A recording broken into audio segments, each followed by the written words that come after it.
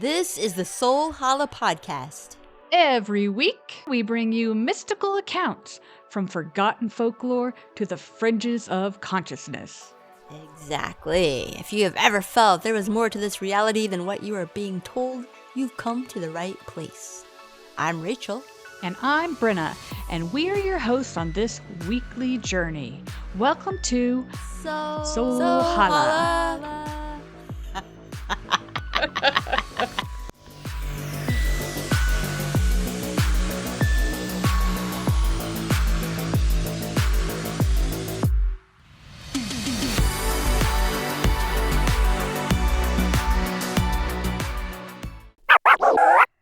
Hello, everyone, and we're going to continue this week with healing, part 2.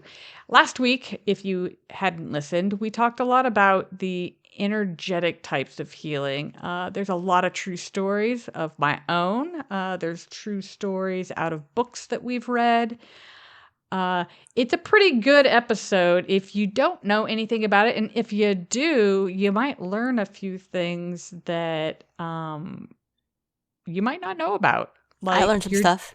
Yeah, there's always more to learn. And I had forgotten about a certain technique that I used and brought it up, and it wasn't even in my notes. And I'm starting to use it again, and it works, y'all. It works. But Rachel has something to say first. Yes, I do. Roll it. All right.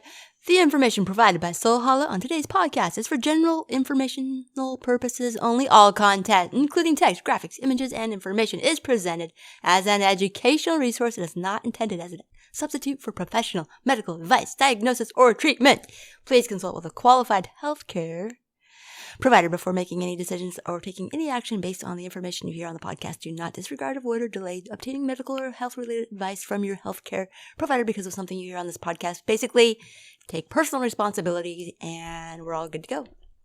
Yep, that's the AMA's way of being able to sue, or people can sue.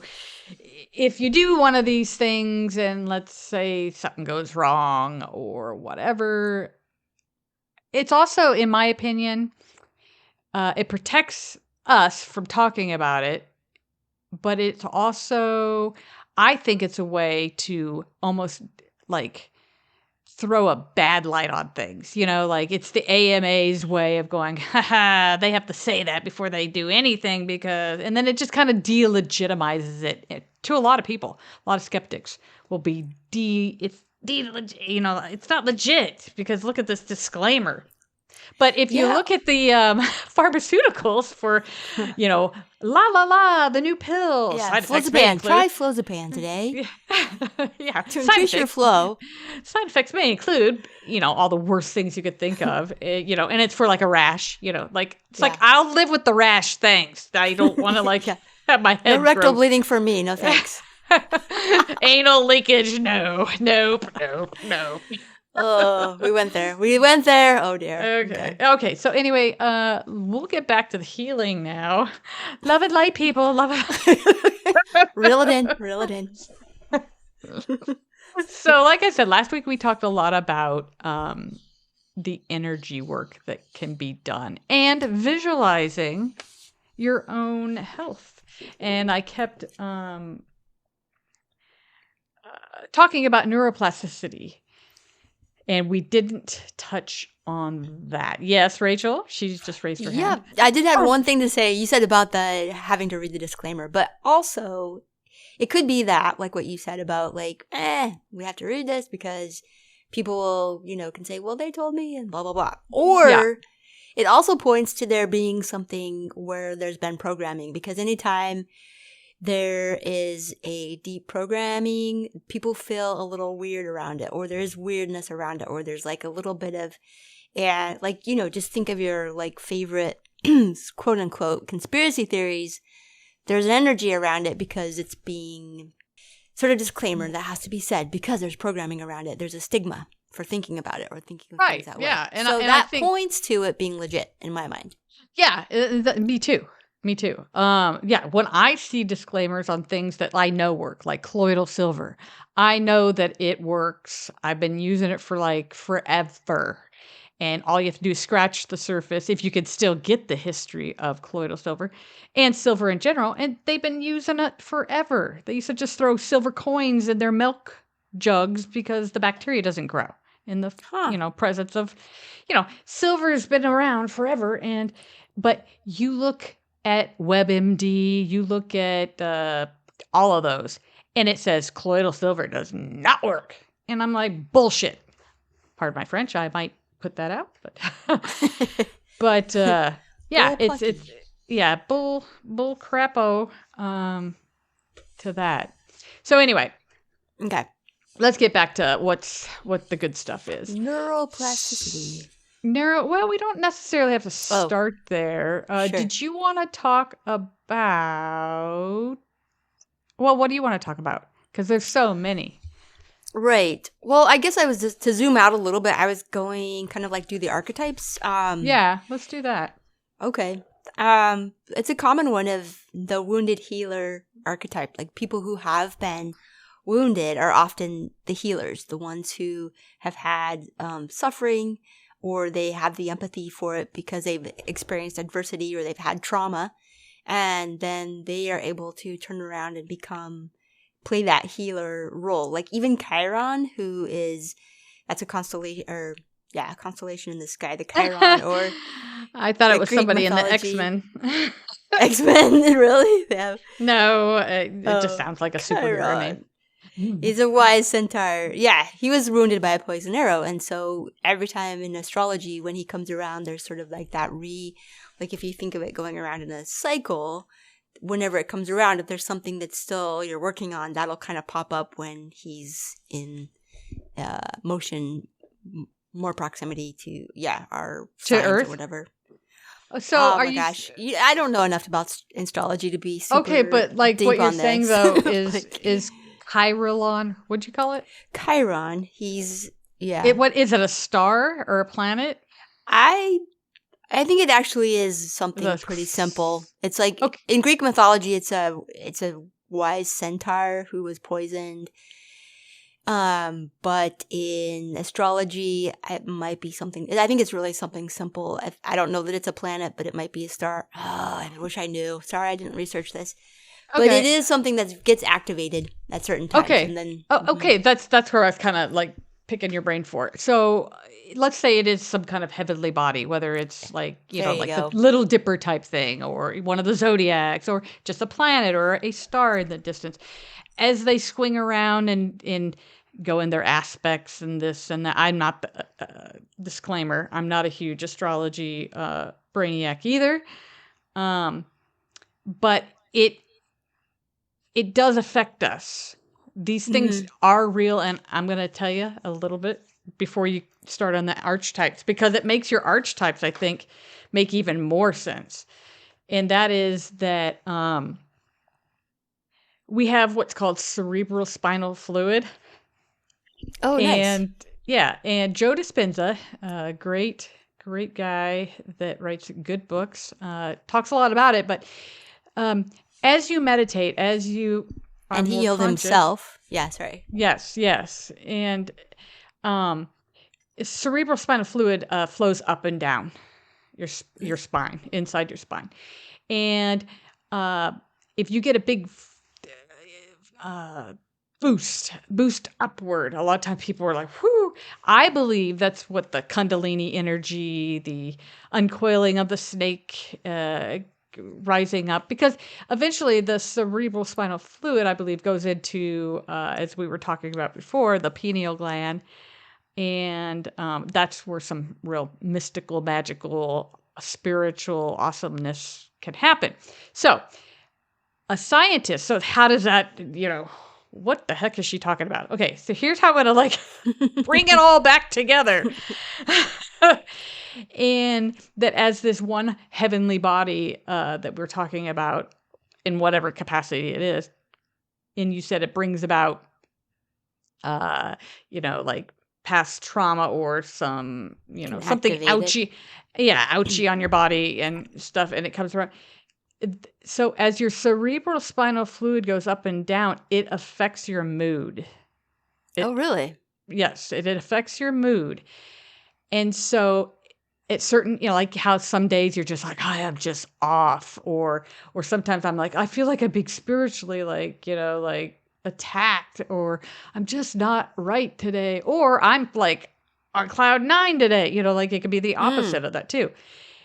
And so I believe that it's the different astrological bodies doing the cerebral spinal fluid up and down and changing literally the way we feel that day or that week, or, sometimes these things are in your astrological chart for 3 weeks or whatever. And a scientist in Canada actually discovered this for the first time, because I had always taken astrology. I could go either way, sometimes it seemed like it was spot on, other times not so much. And he said once he discovered this, he went through a ton of astrologers, ones in newspapers, he's like, there's definitely some good ones out there, but there's definitely just some, they're just picking it up, they're closing their eyes and throwing a dart on the board and saying, yep, we'll just read that one. And so he discovered that that's what happened to your cerebral spinal fluid as these different heavenly bodies were in conjunction with Earth. And moving. That it moves. It moves, and it literally probably could cause past trauma to bubble up. It could cause some physical ailments to manifest. It could cause, because that's where your cerebral spinal fluid is, and that's how it's affecting you. So anyway, That was a little sidebar, but hardly anybody knows about that. Plus, you're the scientist from Canada, and that's super interesting. Can I add a little bit to that? So every month I look up, there's this website called Moontracks. I believe it's Moontracks. I'd have to look up the exact address, but if you Google in Moontracks, and then you put in your sun sign, and it will pull up your days 1 through 31, say if there's 31 days in the month, and it'll give you like either smiley faces with glasses, like that's your 2 best days, and that's like the days that are like, I'm gonna guess now based on what you're saying, when your cerebral, I'm just gonna say fluid. CSF, okay? CSF. Yeah, it's a mouthful. It's hard to say. I'm surprised I pulled it off. when your CSF is optimal versus like say if I'm a Scorpio and Taurus then is my opposite, then on those days I'm going to get a red, like it's a red kind of the emoji anger face, because it's a orange day or like a sad day, because it's lower. That makes so much sense. I never put that together. But, and I always mark it on my calendar because I'm like, okay, so just so I kind of have an idea of, okay, so I might feel a little off this day. I don't always like feel off, but almost always on a good day, I do feel good. Like when I have, there's days where there's no face, like it's just a neutral or nothing to be expected. And that's interesting. And that's the moon, and it's really going to affect us because it's so close, And basically what happens, it's the gravity, okay, as these different heavenly bodies go around, and it could be, the Little Dipper, like way out there, but it's still affecting us when it's in conjunction with blah, blah, blah, aspect, blah, blah, blah, I don't know all the terminology, but what happens is it changes, and here's how it affects your cerebral spinal fluid. It's not magic or voodoo. It changes the gravity on planet Earth slightly. Which then changes, it makes our fluid in our spine do something. Ebb or flow, it seems like. Yes. Very much like a tide, kind of, but not as extreme. So but that's what it does. And so that's why the moon and the sun probably affect us the very most, because they're right there, and then all the other things are the more subtle stuff that comes and goes in our life and stuff. But it's the gravity on Earth, or the gravity in this simulation, if you will. But anyway. Or the dark energy. If there is no gravity, it's just dark. Yeah. Yeah, it's what we all call gravity that science still can't explain. So, riddle me that one, Batman. But Right. and this isn't a freaking illusion. They can't even explain how we're sitting on planet Earth. No. But anyway, the word gravity, whatever that is Yeah. affected. Is Yeah. affected. And that affects your fluid, which affects your moon. So cool. So cool. I love that. Yeah. Yep. Okay. So what can you do with that with healing? I don't know. It's just a cool thing to know. But no, you could actually track it and have a better understanding of why you have certain off days and, it. Yeah, I think it's like tying into to like kind of with our neuroplasticity of like how we're training. I don't know about you, but I'm always looking to find ways to keep myself either neutral or in a state of flow that doesn't feel like I'm being stuck, like I'm stuck in those old sort of patterns, because we do have hardwired patterns from childhood. Mm-hmm. And we have, everybody's I'm going to make a wild stab and say I feel like everybody's experienced trauma on some level. Yep. So, and those pattern us and our personality and how we react and respond and to different things. So there are days when it's harder to pull myself out of that. And then there's days when it's easier. So having that chart really helped me kind of know when to expect it to be a little bit more challenging. And whether it was or not, at least I had that awareness of. And so that's the healing I feel like we're doing on a sort of micro level of healing ourselves, even like little bits at a time, where healing ourselves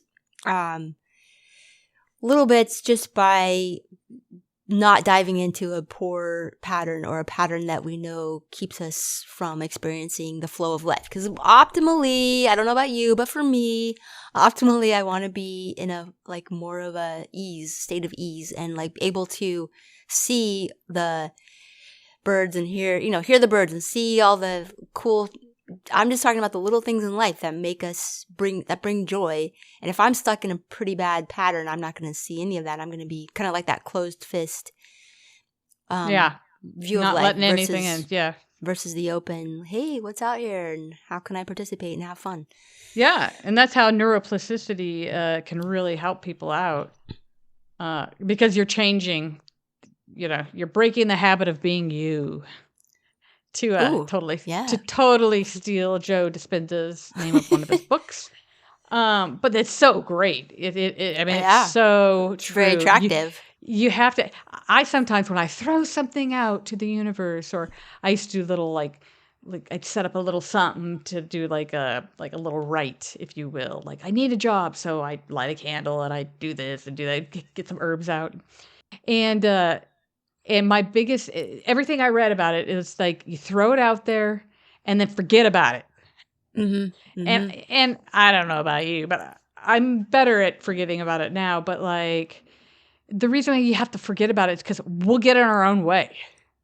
Yeah. Yeah. Because our bad habits are us and the way we think about stuff. And 100%. And you'll get in your own way and literally nothing will happen because now you've kibosh the whole damn thing by just overthinking and worrying again and instead of just letting it go, letting the optimal situation happen and just stay the hell out of the way until it starts to, firm up, so to speak. Yeah.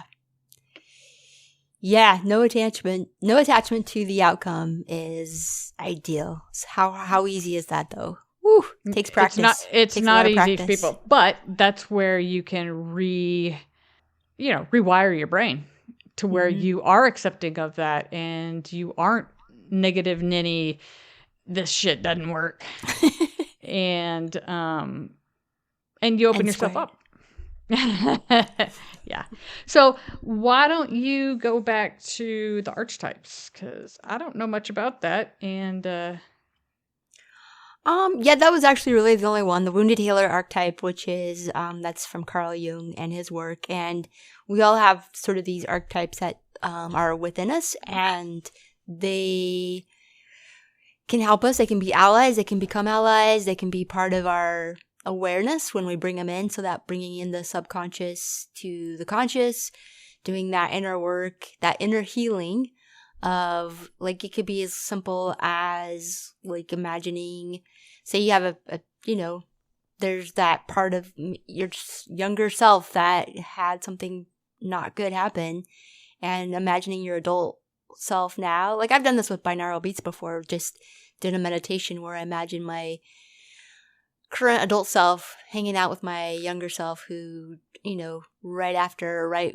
during a tough situation and being like, hey, honey, are you okay? Come here. Let me give you a hug. Let's talk about this. And just basically being that adult that wasn't there when I needed it. And that has proven to be healing for people. I know it's helped me. I used to do that with clients in hypnosis, and that was very profound for them.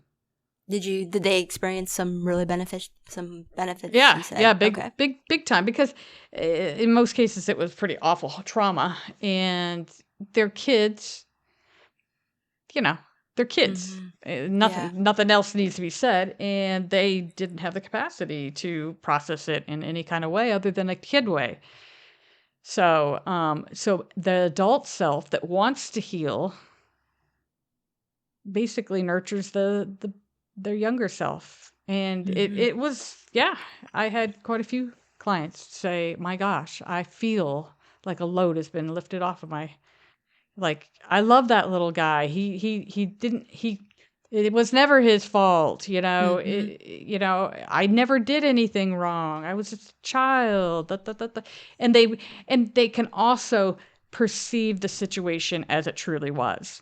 Because kids oftentimes, like, if I'm just going to throw it, like, let's say they get beaten or something. I'm going to keep the sexual stuff out, but like that often happens too. But like, let's say they get a beating regularly. They might convince themselves that, oh, I deserve this. I am a bad kid. Because they don't have any point of reference of anything else. But then as an adult, they know that, one, their father or their mother was an alcoholic and that's what was causing it, or they had mental disorder, and they can actually logically deconstruct the situation. And it's always very emotional, but like just being able to like reason with the situation as an adult heals the child. Yeah, it's pretty cool. And that also is neuroplasticity if you think about it, because it 100% is. Yeah. It's pretty. Yeah, you're taking the rewiring from you're moving it from more of the amygdala or the fear center to the prefrontal cortex, where we're able to process more logically and with a different point of view than being in fear or that lower center where we don't see, like, again, it's that tight fist of like not being able to see anything other than the picture, the exact thing that's going on.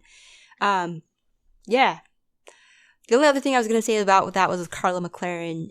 She wrote a book on emotions, and it's escaping my mind right now, but it is about that trauma, that healer becoming, or that person that was wounded becoming the healer, and she uses it. I think it's the language of emotions. That's the name of her book she's written a few, but that's the one that I liked a lot, and it does talk about that energy of emotion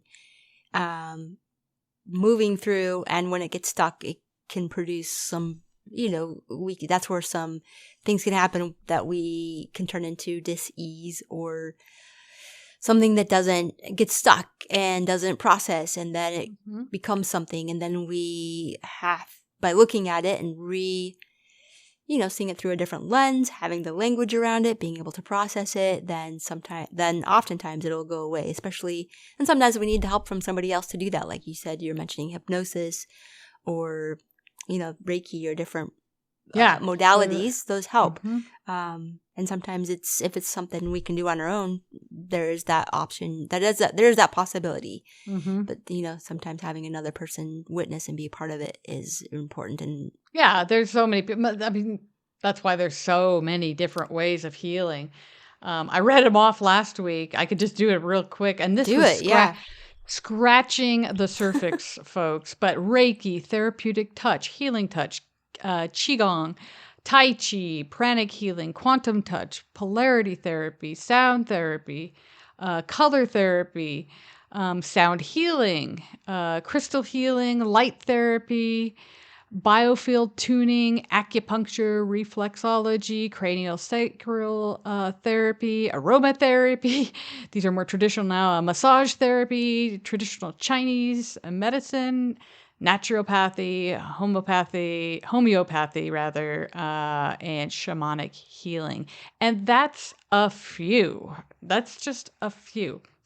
So we're all like snowflakes, and not like what works for one person might not work for another person for whatever reason, you know?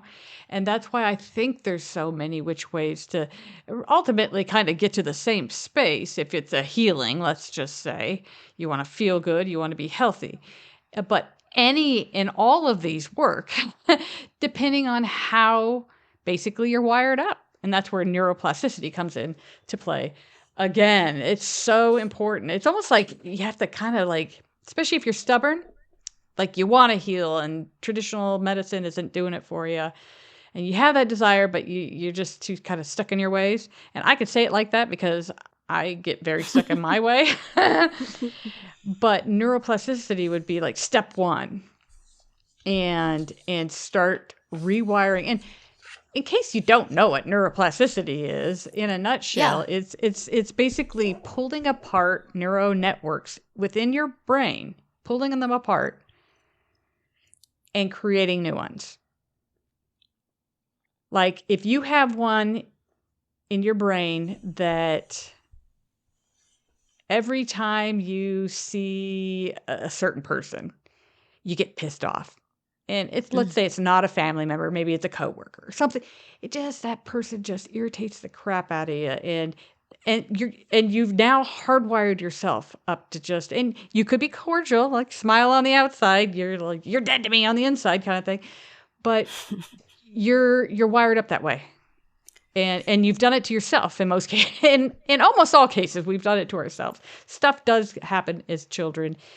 That's kind of different because children don't have the point of reference to figure stuff out. But well, I was just gonna say it could be as simple as like that person reminds us of somebody from our past. And it could be anything. It's just their vibe, and it like and then there's that emotional response, and then that dead to me, not talking to you, and then that wires like you said. And it just becomes a habit.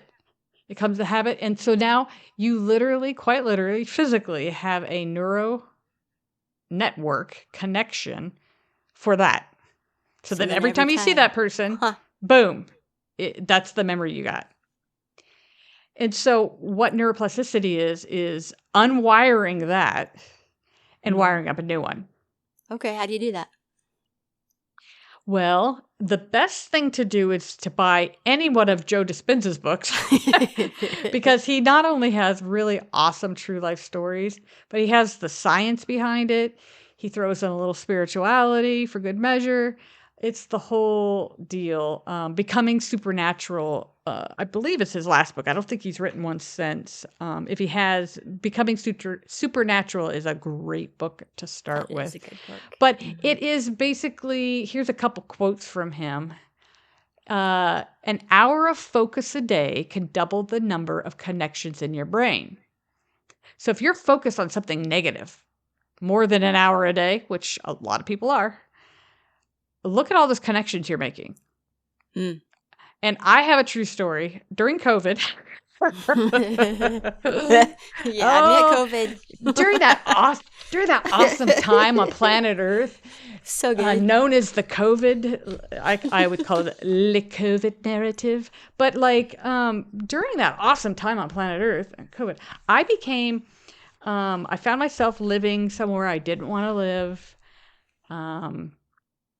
And every time I got in the car, I put on rhetoric.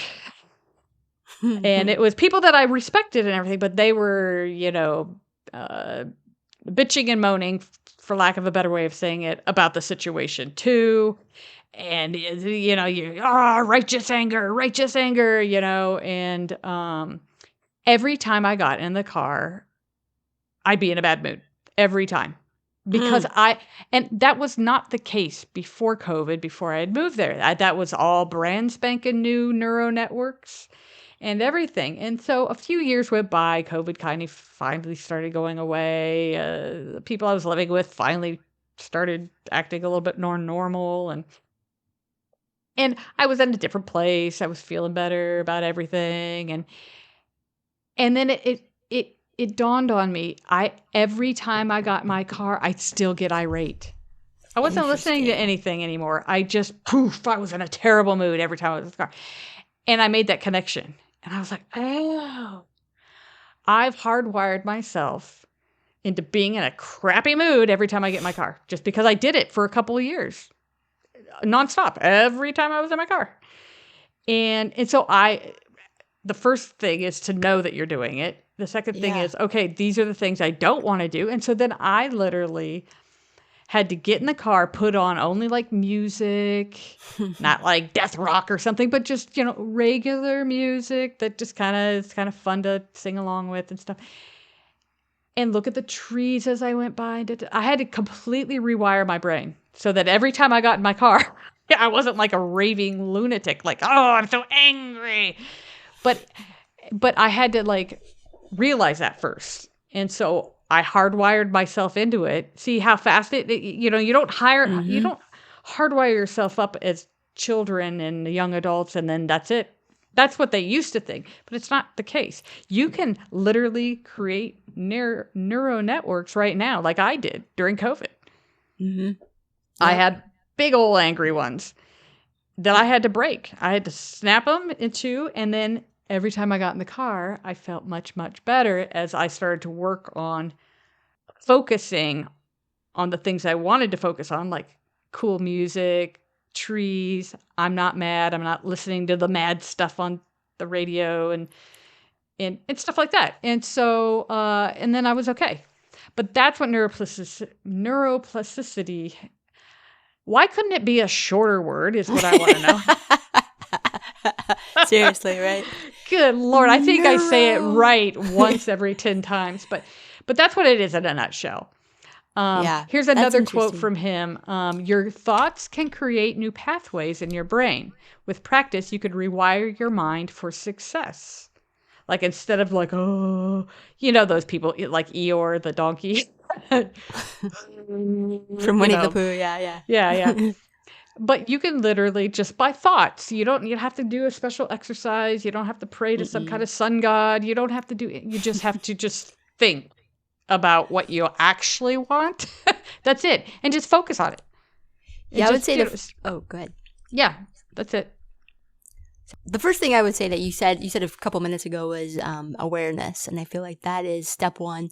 And if the more hardwired it is, the harder it is to become aware of it. Like I'll throw out one. I'll give you an example. Mine was vacuuming. Because as a kid, I always had to vacuum. And I guess I vacuumed angry because it carried through to adulthood. Like I'd be so mad about vacuuming. Mm-hmm. And I think it was just a chore that I don't know. Anyway, it became this thing. And then, but because it was so hardwired, it took me, I had to get some awareness around it. I'm like, I don't remember if it was somebody who pointed it out to me or I just like, why are you so angry when you vacuum? Or same thing. And I'm like, yeah. I don't know. I'm hardwired that way. Why am I? And so I had to do a similar thing of like putting on music music's so powerful for rewiring. Like it's crazy. We should talk about that. It puts you into another place. It's a frequency shift, right? Like and the frequency too. Yeah, for sure. Resonation and all that. So I did sound therapy. It's sound therapy. It is sound therapy. Yeah, it is there. It is. Yeah. So I shifted my so I don't vacuum angry anymore because I changed intentionally. Well, first I had awareness. Second, I changed my behavior. I had an intention. I put it into action. And it didn't happen the very first or second time, but it did happen. And now I'm I can vacuum with the best of them with a smile on my face. Yeah. Yeah. So awareness is a big one. But see, awareness is the first step in awareness is thinking about now, being aware of the situation now, being aware that this is what I need to do next. And then you have to do it. You can't just think about, rainbows and roses once and then expect your whole life to change. It literally is a physical thing that breaks apart one neural network and another one. Literally, as every time you try to remember that, whatever that is you're trying to work on, it gets closer and closer until poof, when they finally touch the one hemisphere to the other, or this way or that way, when they finally touch, then now you have memory. And now you're more hardwired in that regard because you've pulled that other one. You're not giving that other one, and you'll eventually just forget about it because that's what causes memory is the connection. So if you pull it away, that's why he says if you're like the Law of One, I'm over the moon about the Law of One series. Okay. And I used to be really good about like spending an hour every day in it, like people do with the Bible. I did with the Law of One, and it changed. It changed me. I was in Law of One mode, which is very high vibe. And I hardwired myself into it. But then I got another job and things kind of went skewy. And then now I read it and I'm like, oh, yeah. I have multiple aha moments because I've completely unwired some of my memory. Because if you don't use it, you do lose it. It's not just foreign language. It's everything, okay? And so, yeah. Here's another quote from Joe Dispenza. When you change your personality via neuroplasticity, you change your personal reality. I like that. Yeah, and that's a good one. And then he said, if you want a new outcome, you have to break the habit of being yourself and reinvent a new self. And so it's just about, and it's not woo-woo, it's hard science. Just stop festering on things that cause you distress and start focusing on things that do the opposite of that. And over time, and it doesn't take that long. It's like 23 days and you can completely have brand new neural networks. That's not that long. Just set your alarm, do it like 4 minutes in the morning and 4 minutes at night, where you think real hard on what you want, not what you don't want. And by the 23rd day, you'll have new neural networks. Period. Yeah, I have a few things to say about that. So, Martha Beck, somebody who is known in say her name nice and slow. Martha Beck.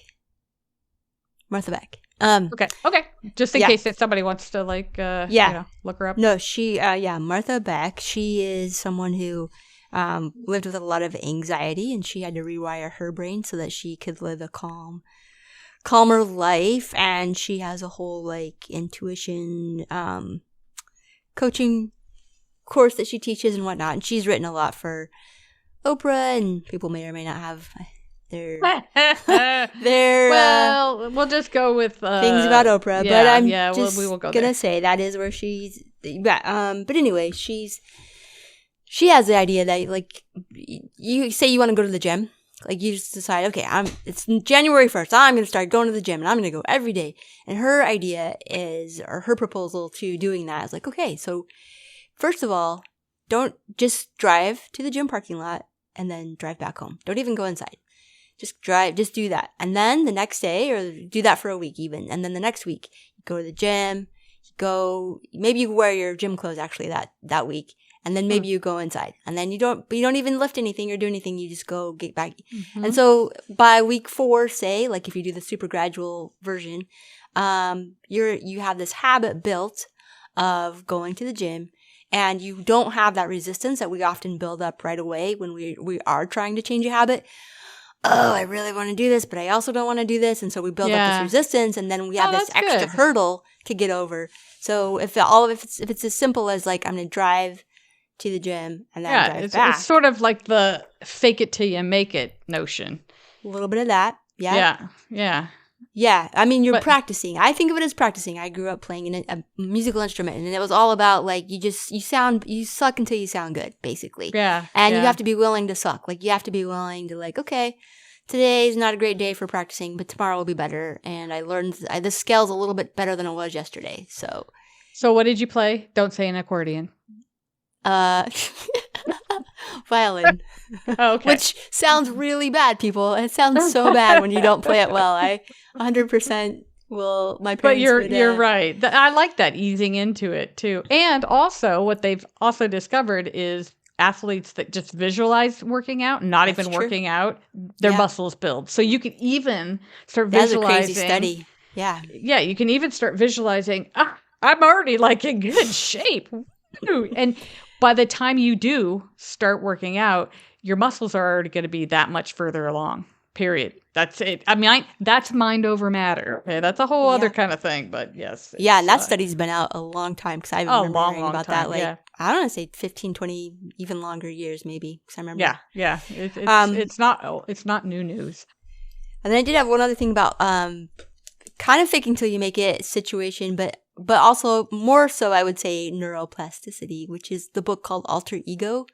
And it's this guy who wrote this book about how he would have this, it's like taking on another persona. So he wanted to be more of a business guy, but he was pretty shy. So he, I'm hoping it's been a minute since I read this book, so I'm hoping I'm doing it justice. But do you have an author on that? I did not. I only thought of it as we were talking. Just say the book one more time so that I can Alter Ego. Okay, that should get you good enough. Alter Ego, and it's Okay. I mean, if I were to pause and look at it on my phone, I could pull his name up. But it was a really fascinating book because he talked about like having something, like for him it was a pair of glasses that he put on when he stepped into business mode, and this kind of ties into archetypes too, where you're bringing forward a portion of yourself that already knows how to do it, but you're signaling it, okay, it's time for you to step in. Like, because we all have these internal constellations of who we are and what different aspects of ourselves that are stronger than others, and we can call on them. And he did it with a pair of glasses he would put on when he's about to have a meeting. And he trained, like, practiced, I think is how you'd say it, like where he put them on and then he just kind of went into business mode where he's confident, capable, even if he didn't feel like he like he made it so that when he put those glasses on, when he felt them like the stem slide across his temple, boom, he's in business mode, he's got his mojo, he's ready to roll. So that was a really good, interesting book as far as a good example of how we can bring those parts of ourselves forward when we need them. And it's just kind of simple, but powerful. It's that works too. The fake it till you make it. The Tibetans, some of the higher teachings with some of the lamas and nuns. One of the techniques, I have no idea how to pronounce it in Tibetan, but basically it's a fake it till you make it kind of thing. Do not tell me the Tibetans were the author of Fake It Till You Make It. That blows my mind. Well, they have a practice where again, neuroplasticity, over time, and I don't know how much time, not like 23 days, probably much longer, but over time, they start visualizing themselves as one of the deities. Not quality, and I think they probably start with the qualities, but over time, they imagine themselves the deity. Okay. Because Tibetan Buddhism is, it's not just Buddha, like maybe Zen Buddhist, it's Buddha. In Tibetan, they had their own very robust religion in Tibet before Buddhism showed up. And then they married them together. But they have lots of deities, wrathful deities, loving deities, this, that, and the other. And they would fake it till they made it. And they would literally take on the qualities of that deity. Like if it was a healing deity, this person would become a massively potent healer.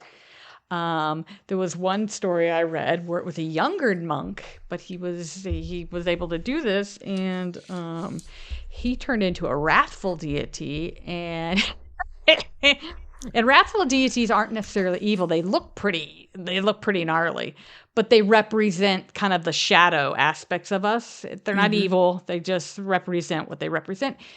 And they have certain qualities or powers as well. And people would see this big thing running around up in the mountains. And it was this kid, or this younger monk, that was now almost manifesting as this deity too.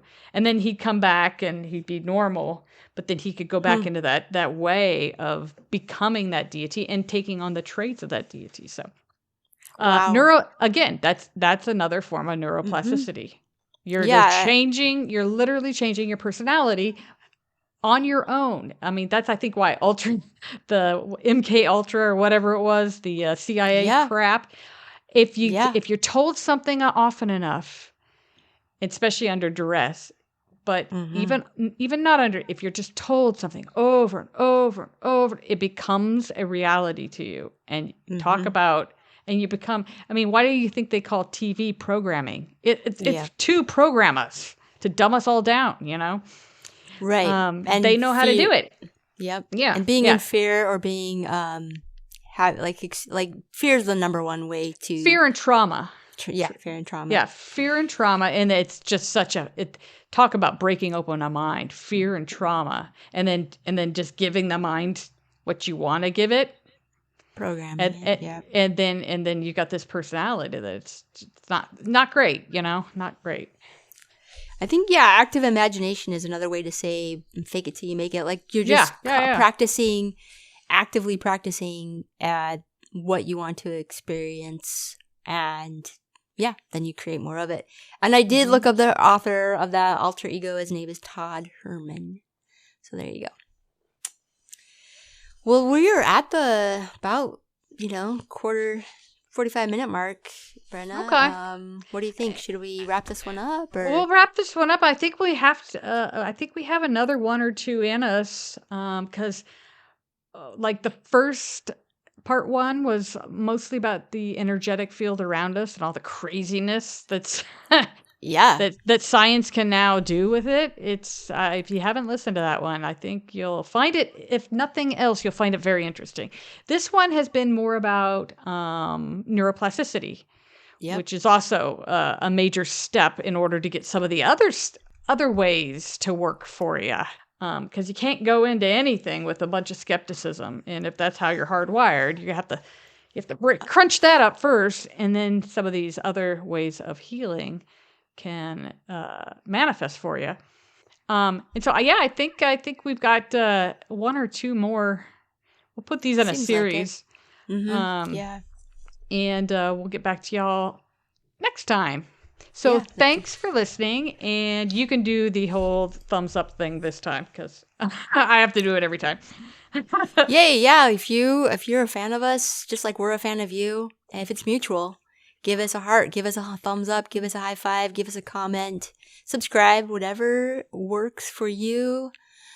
Thanks for listening. Thanks for being a part of our community.